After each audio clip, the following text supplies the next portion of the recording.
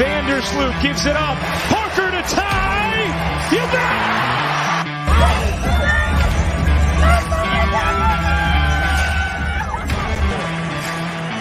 Here's the 0-1. This is going to be a tough play. The Cubs. Finds Rose. Rose trying to get open. Fires away. Bang! It's over. The Bulls win at the buzzer. DeRozan to win it! Goal! DeMar DeRozan delivers! Anderson hits it in the air to right, back at the wall, and the White Sox win it!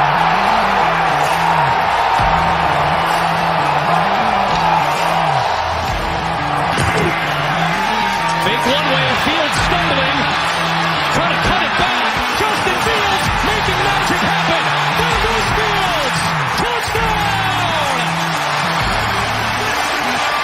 Who will receive it first after it is hoisted by the captain? Will it be the 40-year-old defenseman who has longed for this moment? Yes, sir.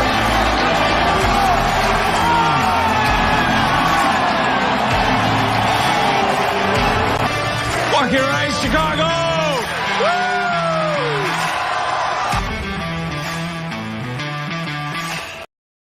What is going on, ladies and gentlemen? I am sitting here with the best of the best, one of the greatest athletes to ever walk through Ohio State's doors, but we won't ever find that out. It'll never be shown, but just believe me when I say it. This is one of the most God-given, talented individuals that have ever walked Mayfield or even Gompers Park.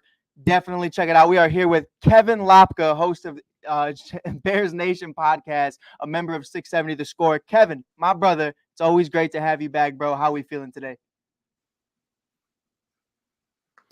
Hey, it's good to be here, brother. I got these connection issues already, but we are here, man. I don't care if I got zero ping. I'm out here trying to get in that mic, get that content here for you guys, man. You're doing such a great job with this. I was like, I got to come back on. We got to talk about Roquan, man, because what the heck is going on with our Bears? We got things to talk about. But yeah, man, appreciate the praise, and let's do it again, man. Let's do it again. Let's talk some Bears. We got a game coming up on Saturday, so these things actually are relevant now. They mean something, so that's actually fun. But yeah, man, let's have an episode.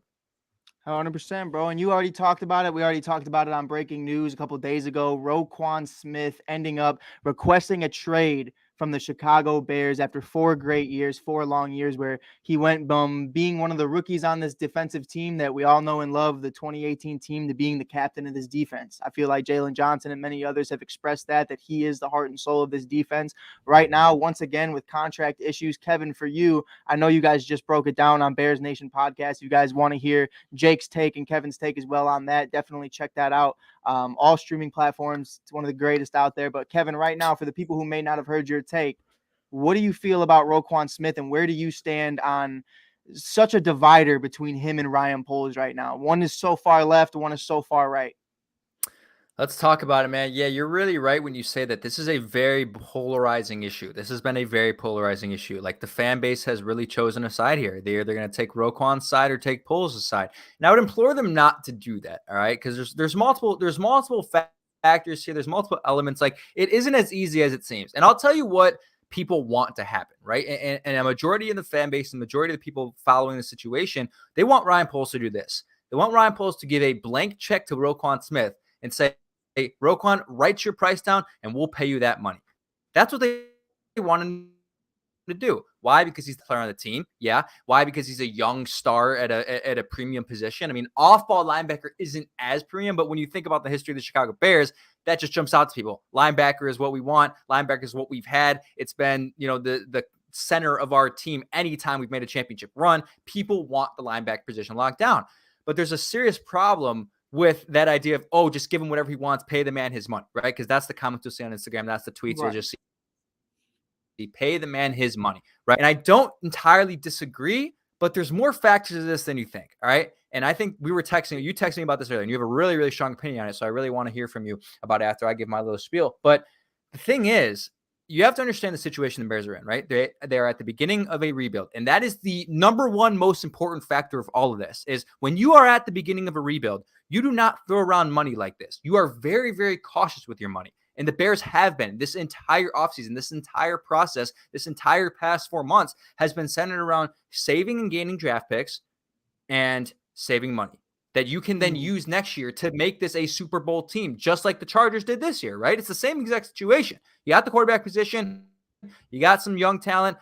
Next year is the year you spend all the money. But right now, you have to be very, very cautious because you want to know why Ryan Poles even has this job right now? Because the guy before him did the exact opposite of what he's doing right now. He threw money out to people who weren't deserving of it, and too much money to those people, right? I mean, you can go down the list. Nick Foles, not deserving of that money. Even go back to the first year. Mike Glennon, not deserving of that money. Jimmy Graham, not deserving of that money. We weren't really sure Cohen was deserving of an extension. And it might have been too early to extend Eddie Jackson after only one All-Pro year. And we weren't going to complain about it at the time. But people have to understand this. The situation that the Bears are in and the mindset that Ryan Poles had is very forward-thinking. He's not just going to he's just not going to make Roquan Smith the number one paid linebacker in the league right now because he's asking for it, right? Maybe Ryan Poles doesn't believe he's worthy of that, right? He might be top 3 worthy, but he might not be top 1 linebacker in the league worthy, right? And that's where we stand. So I have zero problem with it, right? If I were to take a side, I would take Ryan Poles' side. I would rather have my GM be strategic, be cautious with the money, play it out before you pay somebody to be the highest paid player at their position. But you have a strong take on this. You think he's not worthy of it. You think he's levels below Warner and Leonard, but I want to hear your full opinion on it. Listen, and I shared this to every single Facebook Bears group page. So if you guys are listening to this live, please just give me 5 minutes of your time. And if you still hate me, please, by all means, slander Mike Hughes' name until the end of time. But, it is not screw Roquan. It is not Roquan is not talented enough. The reality of the situation is, and Kevin, you and I have been doing this since diapers, brother. We see a talent come into Chicago and we say, this is the guy that's going to get us out of the trenches. This is the guy that's going to lead us to the glory. This is the guy who's going to be this next level Brian Urlacher, Lance Briggs, Wilbur Marshall, Mike Singletary type guy. My worst take on that ever was probably 2 guys, Josh McCown and Mitchell Trubisky, but I was very young. And I was naive. So right now, you hit everything on the head. Understanding the reality of the situation being, this is our first year. This is our first year with this unit. Let's talk real year. This is the first year of the new regime, not this unit. This unit, it was together last year, if that's what you want to call it. Last year was an entire joke. So I don't even take anything into granted when it comes to last year. But you're looking at a situation right now where Eddie Jackson is getting eaten alive by coordinators of the Bears defense right now. Matt Eberflus being one of them. A lot of my guys at camp are saying that, he's still not adjusting to being that guy and being 110% bought in. You're looking at Tevin Jenkins, who refuses to even suit up and has so many issues with him going on right now and why he feels like he's proven. But the biggest one to me is the captain of your defense requesting a trade. And for those who don't know, something that also happened in August about 4 years ago, August 13th, ladies and gentlemen, that is after training camp is over. That is in the middle of a preseason. It's one of those conversations where you're looking at it and you're saying to yourself, this guy just signed his rookie deal. Roquan Smith, Kevin will be back, I promise. Roquan Smith just signed his rookie deal August 13th of 2018. He was one of the last rookies to sign that deal. One of the craziest things about that, and one of the craziest things that I feel like nobody talks about, is Roquan Smith does not have an agent. He is the only individual in his own ear. And I feel like, sometimes that's a blessing. Sometimes that's a curse. Sometimes, you do have a Freddie Freeman situation. If you follow baseball, you'll understand. It's that conversation of, hey, listen, I understand, I can get all this money, but I want what I want. That's a different conversation. Roquan Smith right now believes he is the best linebacker in football and believes that he is supposed to be paid more than guys that are far more well-deserving. Darius Leonard in Indianapolis. I mean, that's one of the biggest things in Indianapolis. I don't know why I said it the way I did.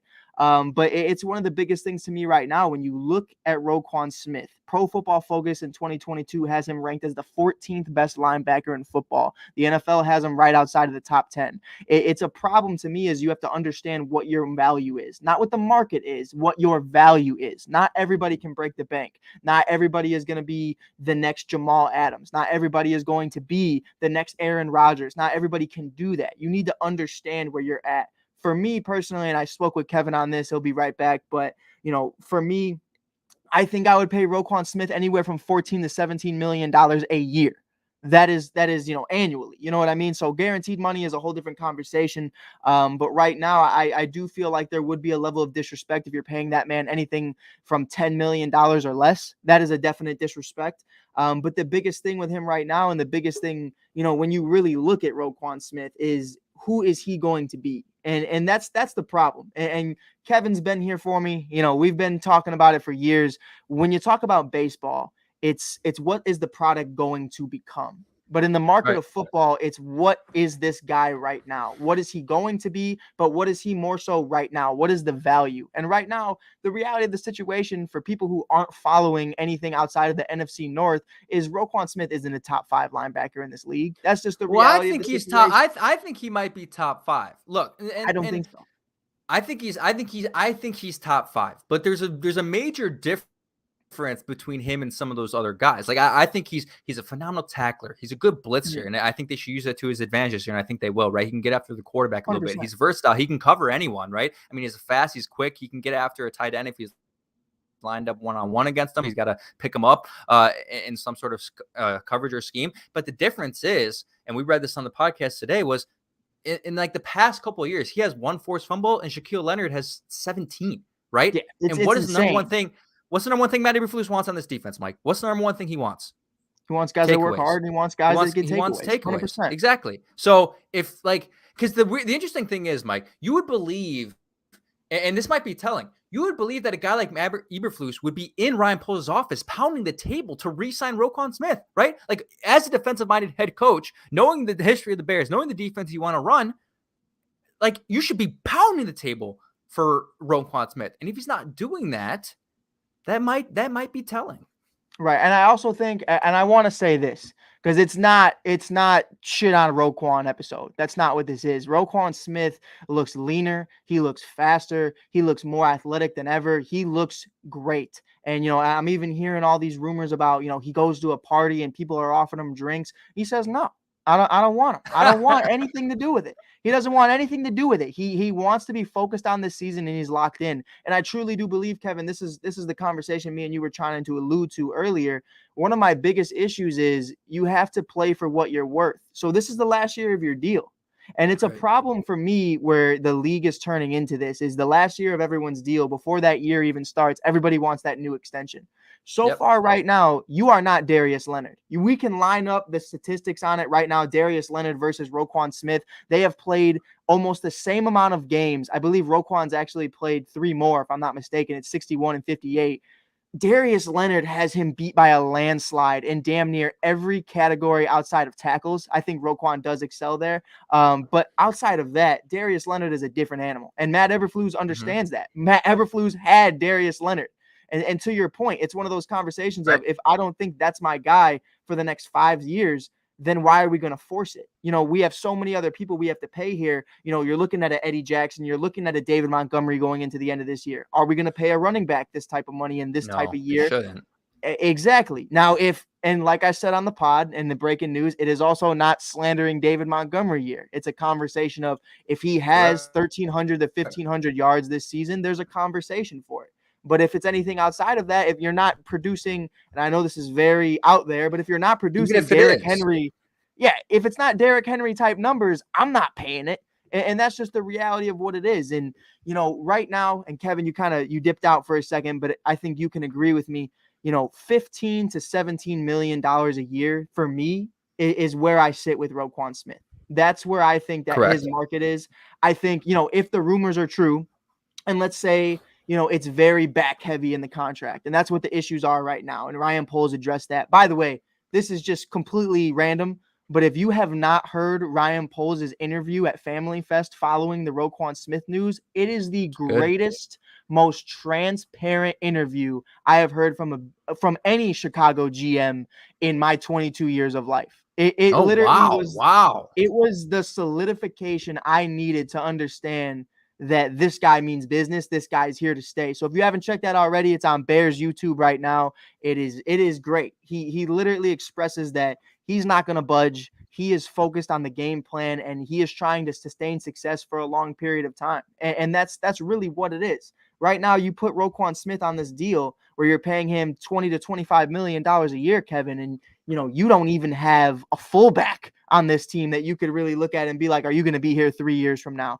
There is nobody on this team, Tevin Jenkins being one of them. Shout out Braxton Jones, by the way, looking like one of the greatest offensive linemen that the Bears have had in quite some time. But it's to this conversation where you don't know who's going to be here and who's not. Cody Whitehair, James Daniels is gone. Like, we don't know what's going to even happen with Cole Kmet. We don't know what's going to happen. We don't know the direction they're going. So why force something just because the fans are going to miss him if he leaves? I didn't hear a single soul all training camp go, man, I miss Mac. We're over it. You cry about it for a month and then you're over it, Kevin. And for you, to take it back on you, for Roquan Smith right now, being his own agent, do you think that's one of the biggest reasons that we're even having this conversation right now, that nobody's in his ear? Yeah, it's arguably the biggest factor. I mean, it's one of the biggest factors. I mean, I saw someone say, when you read that statement that he sent to Ian Rappaport, that Ian Rappaport eventually posted, from his notes app on his phone. Oh, it was a very statement. Official, unofficial statement, I guess you could call it. Right. And, I was at the Score that day and we were all talking about, I was like, someone in the PR field had to write that though. It was way too well. And that's not discounting. Roquan might be he just might be a great writer. He might be, but it was a very it was constructed well, right? But the thing about it was there was a lot of emotion to it. And this is where things get really murky when you don't have an agent, is you allow your emotion to start making decisions for you. And in other situations, you can go do whatever you want to do. If you want to hold out, you can hold out. And you say, look, agent, you're going to take all the calls. You're going to have all the conversations. And I'm just going to sit back and watch what you do, right? You have say in what's going on, but you're not influencing the decisions in front of them while you're in the room. So yeah, it plays a factor. Not only does it make it harder for Roquan to handle things, but it's harder for Ryan Poles to have to negotiate directly with a player instead of an agent. And a player in his sense, like you mentioned, is always going to be a little bit more greedy, right? He doesn't have an agent for a reason. He saves 3% of his contract or whatever by not having an agent. And I'm not going to sit here and say Roquan Smith is a greedy player. He's a greedy athlete. I don't know that. I don't know him as a person, but he does seem to be thinking he wants his money. He wants maximum money. And look, from what I've heard, and let's break down the contracts, because you want to talk, there's a lot of, speculation on what the contract was. And there's rumors that it was $17 million, right? $17 million would make him the third highest paid linebacker in the NFL. Just behind Fred Warner and Shaquille Leonard, CJ Mosley is also at 17. So you'd be tied with CJ Mosley, right? Which I think is fair. But the problem is Roquan Smith is not settling for $17 million. He wants to be the highest paid linebacker in the sport. He wants to reset the linebacker market. And when you're making a contract of that magnitude, you're going to want an agent. This isn't you're a guy who's getting paid 1 year, $5 million. That's an easy contract to do. You don't even have to put in much else into it. You have to put in, incentives or backloaded, all that stuff doesn't really matter as much. But when you're resetting the market for a position, you're talking about $100 million probably total, if that's what he's asking for. That is a hard thing to negotiate as a player. You 100%. Need an agent for these things, and it doesn't make any sense why he doesn't have one. So yes, that is complicating the situation. And I think things, quite frankly, I think they'd be a lot different if he had one. I think he might have had a deal done by now. And I think it's that conversation. I want to write it back to Kevin's statement on Roquan's letter.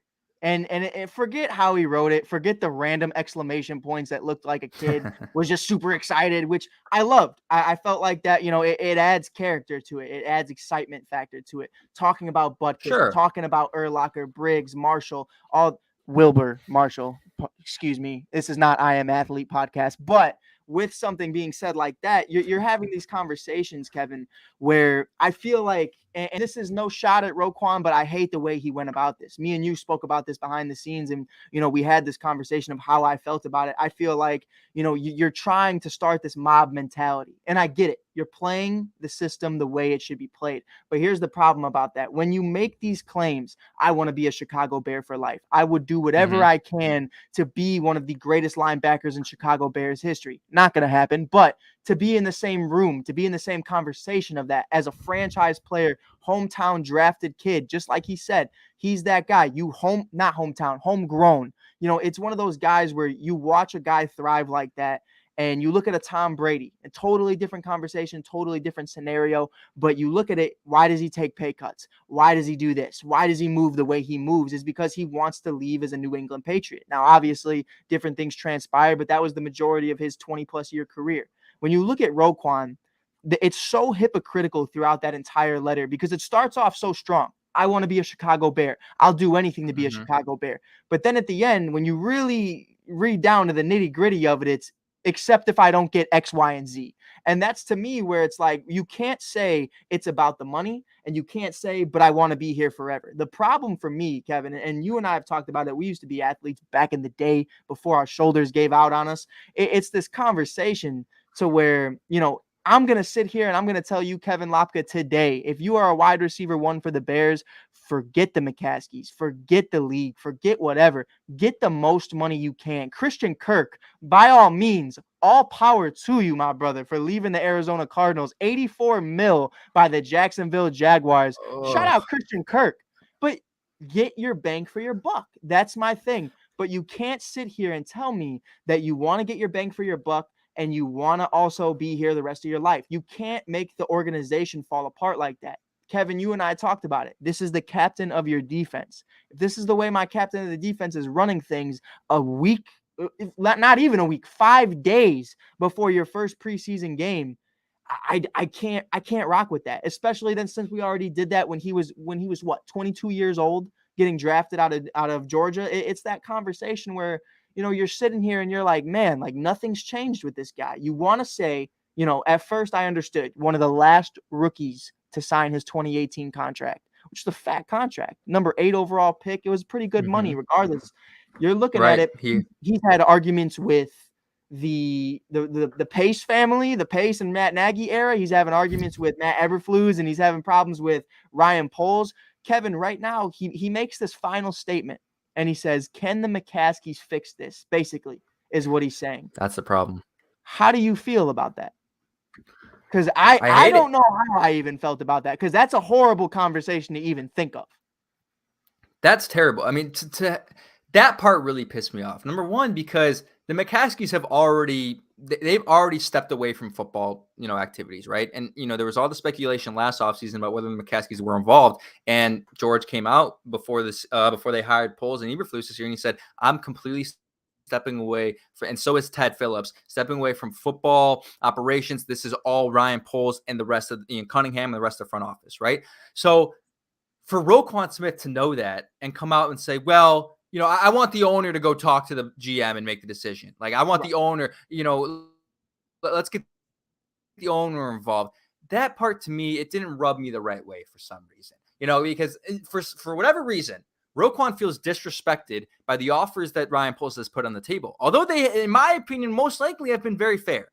But Roquan has been disrespected. So now what Roquan's doing is he's looking for people to take his side. He's looking for people to take his side and try to influence the situation in another way. And I think what Ryan Poles is going to do, he's going to sit there and say, sorry, buddy, but no. Like, I don't care who you try and get to call me and tell me your value. We understand your value. We know your value. And we're not going to make you the highest paid player and the highest paid linebacker in football. That's just not what we're going to do. And look, like, sometimes guys will take pay cuts to benefit the team. Now, a lot of the times what happens in those situations is you got guys who are older who have already made their money, and then they take pay cuts later in the career to kind of, because they know they're not as deserving of it and they want other guys to get their money and help the team. So I'm not like saying Roquan Smith should take a pay cut, but I think unfortunately the reality of the situation is he's overvaluing himself. I mean, that's all it is. I mean, and that's also where an agent helps and can come in and say, hey, like, they think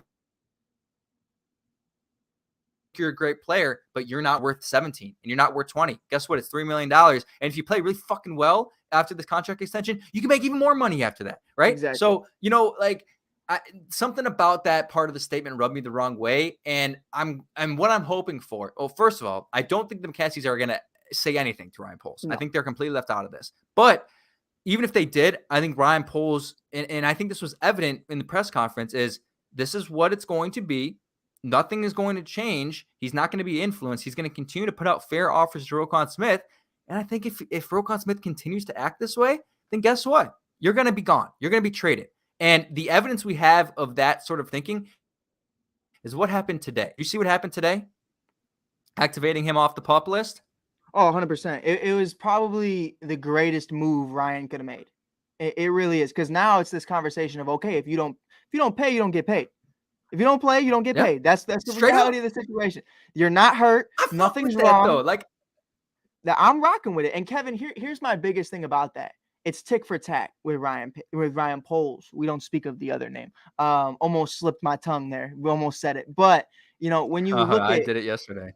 when you look at him though, Kevin, and you have that conversation, you understand if you're on my show right now and I say, hey, Kev, come on my show, bro. I'd love to have you a part of this, part of this podcast today. And you say, all right, I'll come on this condition.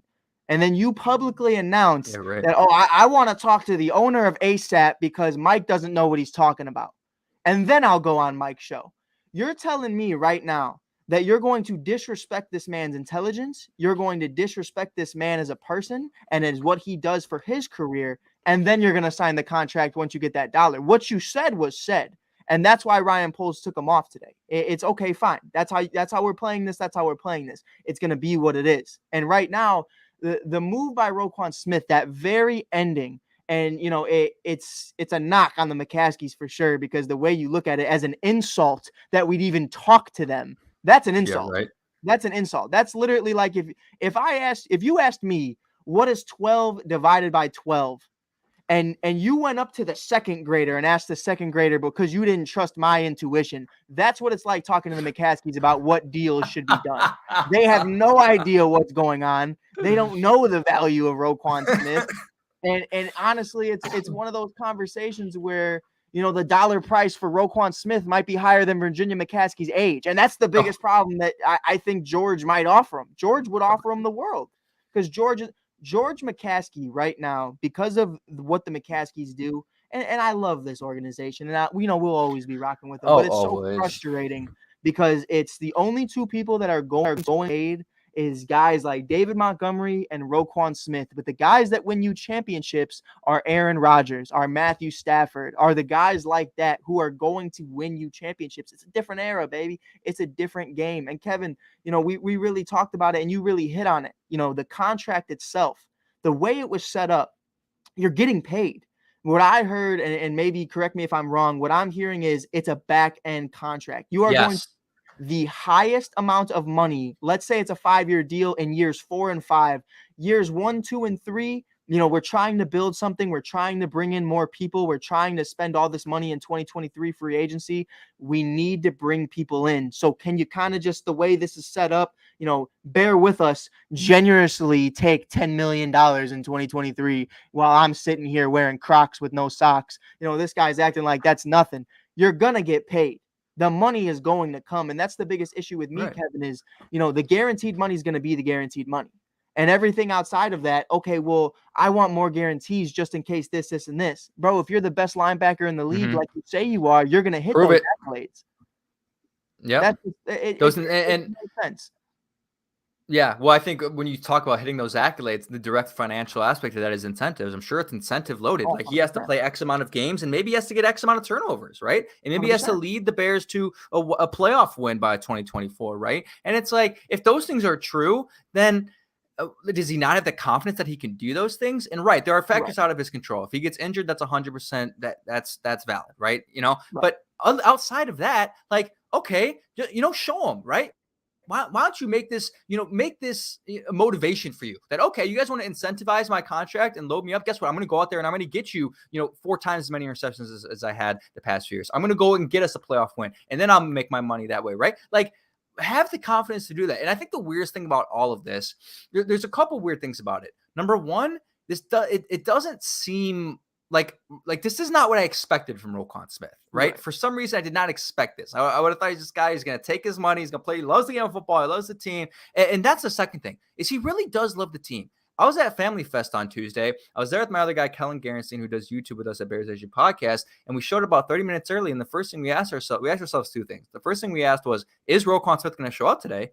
And the second thing was, is Ryan Poles going to get booed if they showed him on the Jumbotron? Because that was the morning that everything happened, and people were very, very reactionary to it and wanted, to rip Ryan Poles' head off because of it. But I was very surprised that Roquan Smith was there. Knowing that Ryan Poles was going to be there, Roquan Smith still showed up, and he was actively engaged in the practice. He was doing the same thing he's been doing in training camp. He's coaching up his teammates. He's there on the sidelines. He's involved. He's signing autographs for fans. And I'm like, it's what you mentioned earlier. You want to be on this team so bad. You want to win for this team so bad, right? Why are you creating unnecessary tension for $3 million? You know what you are. You've gotten to be on the second team All-Pro. You're not a first team All-Proler. All-Pro. You're second team All-Pro. You know, like, you haven't made a Pro Bowl yet, and that's sort of out of your control, but that's the way it is. And if you want to, so weird, like, how are you want to be on this team so bad? How are you going to show up to everything and act like this, but it's not reflective of the action? So I don't know. Damian Hernandez, he's already proved he is worth to get the bag. So let's talk about this, Mike, because this is the epicenter of the conversation, right? This 100%. Is what all boils down to. What is Roquan Smith worth, right? What is he worth? Is he worth the $20 million? Is he worth $17 million? The bottom line is find value in your players, right? You have to find value in your players. And what Ryan Poles doesn't want to do is overpay him. And I don't think he's worth $20 million. And he's worth the $17 million. Do you think he's worth that? I think here's one of the biggest things. You think he's worth 17 though, right? Or no. I had him. I think I would peak at $17 million. I think 17 is the highest I would go. Maybe 17 and a quarter. Okay. I don't even care. You could take the quarter from my own wallet. Like, I don't mind it. But it's one of those things where you hit on it perfectly. All-Pro, 2-time, second team. Now, here's the thing, Kevin. Pro Bowls, I could care less. Out of your control. It's a popularity contest. I really don't care. Mitchell Trubisky was an All-Pro, or it was a Pro Bowler in 2018. So I really don't hold any stock into anything. Yeah, man. So it really doesn't matter. It really doesn't matter to me. Money Mitch till I die. But it's a conversation to where All-Pro to me is one of the biggest factors in all of football. It's a conversation where this is a real list. This is legitimate. Kevin's pulling it out. One of the greatest Bears quarterbacks of all time. Do or die. Steelers Nation. We're rocking with you. But it's definitely that conversation, Kevin. 0 Pro Bowls, for whatever that means to you, whether it means something or not. 0 first teams is everything. You want to be the highest paid individual right now. When you look at it, I'm going to pull up a couple stats. When you look at Darius Leonard, the monster that is Darius Leonard, and you look at what this man has achieved in such a short time. Like, we're talking about a guy who has been on All-Pro teams. We're talking about a guy who, when you look at the stats next to Roquan, we're going to pull them up really quick. Both played through 2018 to now. You're looking at games played. You got Darius Leonard at 58. Roquan has 3 more than him. Solo tackles, you're at 343 versus 348. The first one is obviously Leonard. The second one is Smith. At assists, you have 195 to 176. And mind you, Kevin, this man came into the Chicago Bears organization with a stacked defense. Leonard did not. Indianapolis looked like shit from 2018 to probably last year. It was rough. You're looking at sacks, 15 to 14, forced fumbles. Big one, Kevin, 17 to 1. 17 to 1. Interceptions, 11 to 5. Touchdowns, 1-1. That really doesn't mean anything to me. But when you're looking at all of those stats and you're looking at what these guys mean, it's something to speak volumes about what this man is worth. And that's one of the biggest issues when you really look at a guy like this is, who are you going to be years from now? Right now, I can tell you Darius Leonard is going to remain one of the top linebackers of this game.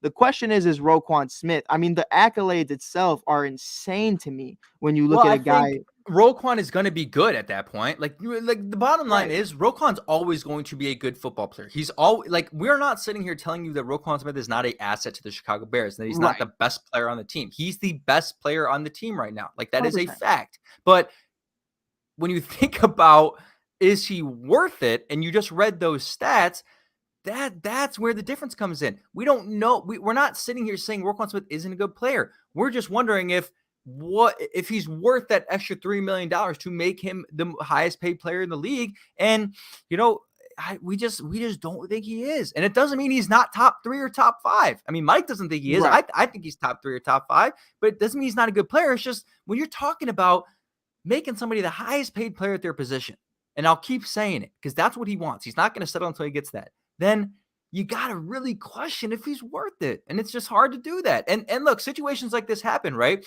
And sometimes, the organization, the front office plays the hand of the player. You know who the most recent situation was? Kyler Murray. Kyler Murray isn't worth it, Scott. Kyler Murray just got $40 million a year or something, didn't he? I mean, he just got it's something insane. He's making the exact amount of the Oakland Athletics. That is so shout out to Kyler for not going to the A's, but it's different for quarterbacks, but right. But Kevin, my question for you is when you really look at that, well, let's have this conversation 5 years from now. 5 years from now, you look at Darius Leonard. You look at a guy who was Defensive Rookie of the Year. You obviously Roquan can't win that, but when you look at a guy who could be a Defensive Player of the Year candidate, when you look at a guy who's been multiple first-team All-Pros several times, when you look at a guy like that, do you think, let's say it's a 5-year deal, do you think Roquan Smith even has 3 of those first-team All-Pros? Within 5 years? Within 5 years, do you think he has 3 of them? No, I mean, being an All-Pro 3 times out of 5 years is an extremely difficult thing to do. Very few players in NFL history have done that. That's the conversation, Kevin. That's who Darius is. Like, Leonard is like that. And that's what the issue is with me is like, okay, well, what if he becomes this? Okay, well, Leonard is the same age as you, and he's been in the league just as long, and you haven't done that. It's not a comparison of Roquan's not good. It's this is the highest of the high of a market value. Like let's be real here. Aaron Rodgers versus Justin Fields. Today, if Justin Fields goes, after year 4 and let's just say it's great production. Is it Aaron Rodgers worth money? Hell no. Lamar Jackson at the end of the year, is he going to get paid as much as Aaron Rodgers? No. That's the conversation. And it's because he hasn't done anything at the level of Aaron Rodgers. And that's not to say Lamar Jackson isn't an MVP. That's not to say he isn't a great quarterback. That's not to say, Kyler's a different conversation. I think me and you can go on all night about that. But we'll spend more time talking about that than he will reading film. But that's a whole different conversation. And we aren't ready for it. So I think, though, Kevin, before we get out of here, the biggest hit on it to me is this is the culture we're creating. And I understand right now there's a couple bumpy roads. This is year 1. Tevin Jenkins is pissed. Eddie Jackson is exhausted because he's getting worked like he hasn't in years because Chuck Pagano. As he should. Yeah, Chuck Pagano was incompetent. I liked Sean Desai. He was cool, but, it was what it was. And here's the real thing. If your defensive coordinator used to be a DB's coach and you're still not successful, you have a problem. And then you're looking at it from that perspective, though, Kevin, right now Roquan's upset. This is building a culture of you guys aren't going to predict what we do. You guys aren't going to change the way we move about this. Matt Eberflus is going to run this the way he wants to run it, and you're either going to get on board or you're not. And Ryan Poles is going to set this thing up the way he wants to set it up, and you're either going to be on board with it or you're not. Kevin, right now, and why I said that was my favorite interview I've heard in years, probably right up there with Theo Epstein, is because of transparency, is because of you being there and you saying to yourself, this is what we're doing. This is the standard we've set. And if anybody doesn't have a problem with it, hey, and me and you talked about it. Right now, for me, if I have to send Roquan Smith anywhere, there's 2 places. If we can find a financial way to send him to go team up with Mitch Trubisky in a Steelers uniform, I'd love that for Roquan. And Mike Tomlin will love him. But the big one for me, before we get out of here, I'm going to ask you the same question. Someone asked me, who could we get for Roquan Smith? Now, me personally, because of it's the linebacker position, you understand first-round picks mean nothing if it's for a quarterback or even a top-notch offensive lineman. But first-round picks, to me, for a defensive player it's still years away, it's very sketchy to me. So I think right now, the New York Jets in a 4-3 with Robert Saleh is probably the best bet for Roquan Smith right now because they will be willing to pay him that money. They saw what happened when they let go of Jamal Adams. I don't think they'd do it again. Well, they already paying C.J. Mosley, who got the $85 million over 5 years. So I don't know if they'd pay 2 linebackers in the inside there for, $17+ million. But I think the important thing that you're talking about is the return for him, right? So let's talk about the return because, if Ryan Poles is serious here about, we're going to trade him or not that we're going to trade him, but we're going to sit here and we're going to let you decide if you want to take up our most recent offer. And if you're not going to take our most recent offers, then guess what? You're going to be gone. That's what it's going to be. It's very hard to trade a player and then get other players in return, as Damian Hernandez just put in the chat about trading for a wide receiver. That just doesn't happen too often. Yeah, it's not a reality of the situation. I mean, think about it this way. I mean, the most recent example of this that I can think about where you got a defensive player who's, pretty good, but we don't know if he's, the best of the best, right? Due for a contract extension. The team doesn't want to give it to him, so he gets traded. Was Jamal Adams, right? Jamal Adams gets sent to Seattle, and guess what? Jamal Adams got sent. But Kevin, can I ask you something? I ask you something? Would you say the value is completely different? Because when you look at it, Jamal Adams was, let's say, 2 years into his deal, 3 years into his deal, a lot younger. Was a top 5 pick. You're looking at a guy who was looked at as one of the best at his position, hands down, and had the stats to back it up. I don't never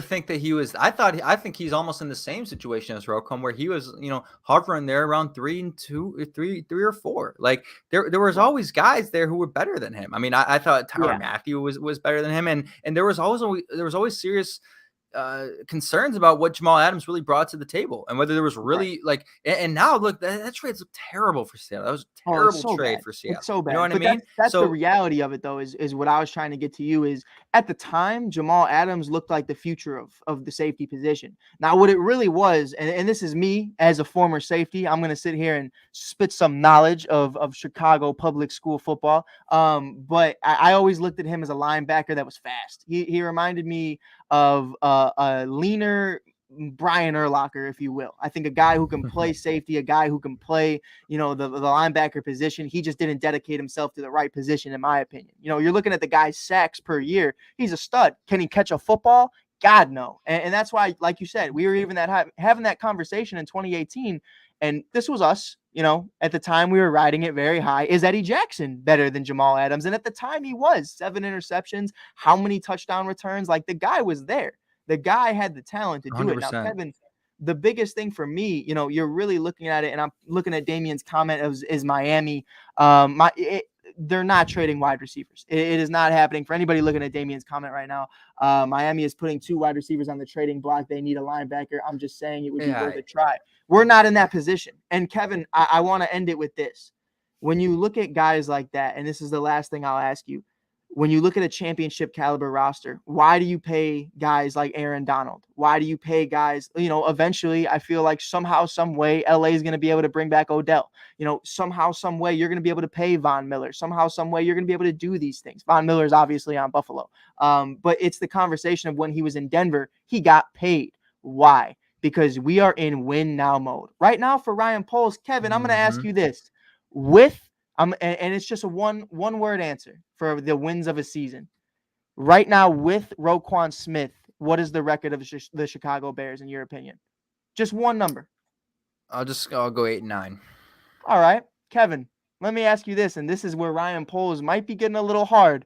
Without Roquan Smith, what is the Bears draft number? Their draft number? Number 1, sir. I truly believe that. I don't think they're. I don't think you're the number 1 pick. You're the number 1 pick, and I'll tell you why. They're not worse than the Falcons, Mike. I will tell you why.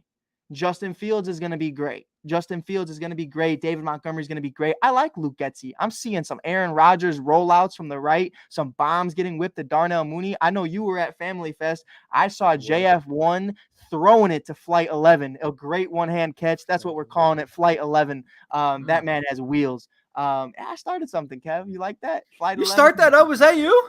I did start that up. I'm liking it. But it's 11. It's something right now. JF1. You know it, baby. Come on. But I know about JF1, but Flight 11 is good. That might be Flight 11. He's there, and we're all on board for it. Now, here's the thing. Without Roquan Smith, and you have a rookie safety, Eddie Jackson, who is acting like a rookie safety, and you have, obviously, Jalen Johnson can't stay healthy. I love Jalen, but that's the reality of it right now. I would love to see him if he had a great year. And then another corner who is also a rookie. Without Roquan Smith, like Jalen Johnson said, being the captain of your defense and the best player on the team, I think Justin Fields and them, I think they could easily put up 21 points a game. Now, what are they going to do when the defense allows 40? That's the conversation we're having. And that's the problem to me, to where I think it's always going to be close games, just like the Detroit Lions of last year. Very close games, but in that third quarter, these teams are going to get gassed. These boys are going to get gassed because they're going to be exhausted of having to play catch up the entire time, or the defense having to be on the field and not know, who the mic is. We have no idea. Kevin, to me right now, if Roquan don't want to play, by all means, go for it, because our draft pick's just going to be better. We're probably, in my eyes, going to get, I would say, a second round pick, at the best, a late round first on a championship contending team. No, obviously more to that than just that. But I'm saying, like, if let's say we get 3 picks for Roquan, that highest pick is going to be a second round pick. I don't think it's going to be a first. I think that'll be from a championship caliber team. I think you're going to look at it from like that. It'll be somewhere like 25, 30. I don't think we get multiple picks for Roquan. You think we get You're multiple trading first round picks? I think there's a world. I think there's a world where someone gets desperate and someone trades you multiple first round picks. A team with a whole lot of them. I'm 100%. trying to But think of teams Kevin, that have a whole lot of them. But there's a world regardless, they're where getting a the first. Bears They're getting a first. 100%. But like I said, I think it's pretty much a second. It's one of those trades when you look at, let's say, OBJ to LA. Let's say that comparison. We all understand you guys are probably going to the Super Bowl, and that's what that conversation is going to be. The team that trades for him, I feel like, is in the win now situation, that's willing to pay this guy because they have the money to do it. You're not going to see, like I said, you're not going to see the Jets do it, as much as I'd love to see the Jets do it, because that pick would be sweet. And Zach Wilson's the MILF hunter, but that's a whole different podcast. But it's something to where, I think the Steelers are a conversation. I think a lot of teams are different conversations who are kind of ready to win now and need to make a move. I think another sleeper is the Ravens. The Ravens have a defense that I think they need more minds in there. A lot of athletes. Me and you talk about it all the time. You can have 11 athletes on the field, but who's intelligent on that field? Who knows the game of football? And that's one of the biggest things right now for me. The Bengals are one of those teams that I feel like could really use him. You have a bunch of great veteran guys, but who's really in their prime? It's not really there. So, Kevin, before we get out of here, last takes on Roquan Smith. I'll start it off really quick. I do want to say, whatever happens to Roquan, I just want to say thank you, and thank you for the memories. Thank you for everything you've contributed to the Bears organization. I am not sitting here today dogging you or demanding a trade for a second round pick or something that is way undervalued for you just to get you out of here. I want you in a Chicago Bears uniform, just like he wants to be in a Chicago Bears uniform. But we need to be real with ourselves. Kevin, your last sound on the Roquan Smith situation. How you feeling? Look, it's been an interesting situation, and I've had my takes, and we've had our takes, and we've explored the trade opportunities. But the bottom line is this: I think he gets a deal done with the Chicago Bears. I do. I think Ryan Poles is going to stay strong and stay pat on this. And Roquan Smith is just going to have to come down to his level, and I think it's going to happen because of his love for the team, and I think maybe a lack of an interesting market for him at this point, potentially. I think it'll cause him to sort of come to terms with the fact that he's going to have to accept something that's not $20 million. And I want him to be on the team. Like, I don't want that to get twisted. Like, I want Roquan Smith to be a Chicago Bear for the next 5 years if it's for the right price. I want him to be on the team. He makes you a better team, and he holds down that defense for the next 5 years. And look, like, when you're in a position like that, like, yeah, would we all love a Shaquille Leonard, or would we all love Fred Warner, or somebody who's maybe, you could say, a tier above? I think Roquan Smith is on the same tier as Fred Warner, but say Shaquille Leonard, right?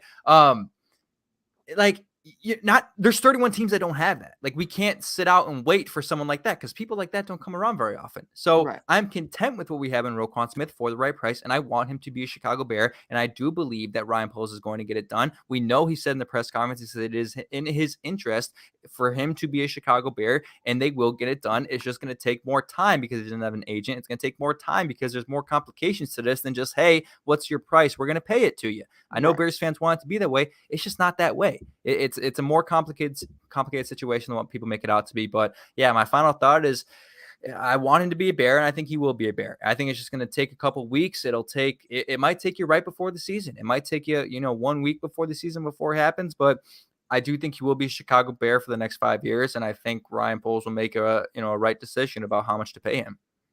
100%. Kevin, we appreciate you coming on today, my brother. I just read one of the comments that says Roquan to Detroit. It's on the ASAP comment group. No, even though that would be nasty. If you want guys who are gonna bite We're off not your trading kneecap, Roquan to a division yeah, rival. it's not happening. It's not happening. This is not even close to that magnitude. And honestly, no matter what Roquan Smith does say to Ryan Poles, I don't think he would ever hurt him that badly to send him anywhere in Detroit. That is just hell on earth. So with that being said, thank you guys for listening. This is Mike on the mic. You can catch Kevin Lapka on Bears Nation podcast. You can follow me on Mike on the mic. If you're new here, definitely like, share, subscribe. Definitely check out both of the podcasts.